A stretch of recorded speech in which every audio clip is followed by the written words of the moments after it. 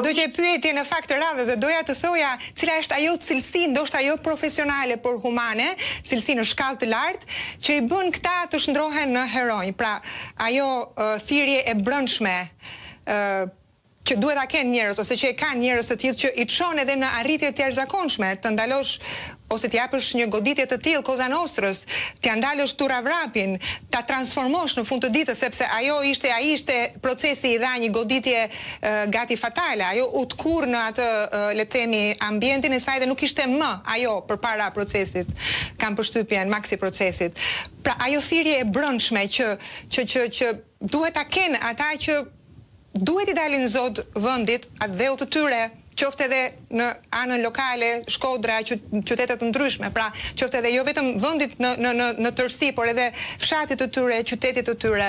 Në momente kyçe, kur o do zhbëhesh, ose do reagosh. Pra edhe Italia ishte në ato rrethana, po kacafytej me mafjen dhe për pak do sundoj, pra dalin njerëz që ndryshojnë rrjedhën e historisë, sigurisht përmes sakrifikimit.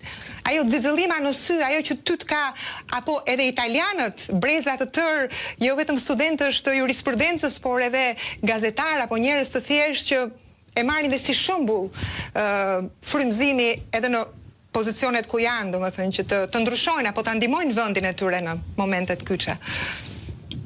Prandaj do të them shpesh uroj që Shqipëria të ketë një prokuror të tillë, uroj që mos ketë fatin e tyre, por uroj që të ketë pikërisht atë prokuror që e kupton se çfarë do të thotë shërbëtori i shtetit, shërbëtori i ligjit, batuesi i ligjit, dhe mbi gjitha të kesh atë thirrjen e brendshme për dashurinë, por duken fjalë mjaft skontate, mjaft të thëna si retorik, por në fakt në momentin që tira kalon kombi janë thirrje dhe fjalë që krijojnë ato diferencën mes heronjve dhe njerëzve të cilët kanë vendosur të vdesin çdo ditë Afrikë, dhe ata njerëz të cilët kanë vendosur të vdesin vetëm një herë për të qenë heronj.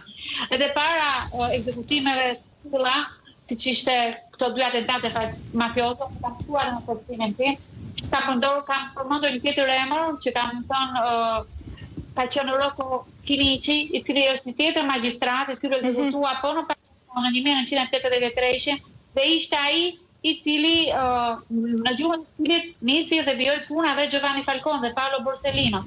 Pra, ata kanë pasur shembull.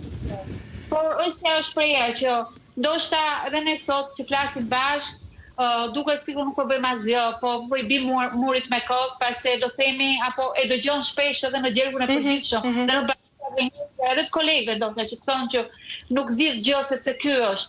Por ndoshta kishte ardhur një moment ku në atë mur heshtja apo në atë mur betoni të gjithë vëmë nga një dorë për ta shtypur, dhe vjen momenti që ai mur shëmbet, pasi të gjithë kemi bërë nga një dorë për ta shëmbur. Dhe urojmë që ky mur të shëmbet dhe të vijojë dhe të ketë këtë lloj akpetative, shprese që ne urojmë të kemi në Shqipëri. Unë do citoj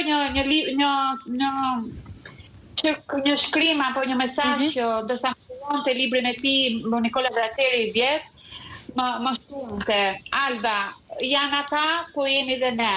Dhe unë nuk e kuptova dhe kërkova të kuptoj, dhe im tha, janë ata heronj, dhe pra Paolo Borsellino, Giovanni Falcone, të cilët ai ka pasur bujt në punën e tij, por jemi dhe ne. Secili me atë mënyrën, formën e tij, përpiqet të bëj ato që ishte rrugtimi i tij. Nuk është e lehtë, por nuk duhet jetë dhe mjaft e papërfillshme nga ata që na dëgjojnë.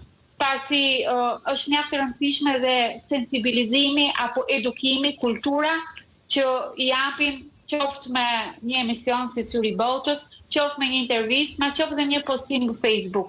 Ka një rrezik të madh dhe më lejo ta them, po të lutem, të normalizimit të fjalës mafia. Këtë është Shqipëri, ndoshta do jetë objekt një temë tjetër. Më dhënë shumë pasi e shoh ta normalizojnë fjalën mafia dhe në gjërat më banale të një krimi ordinar.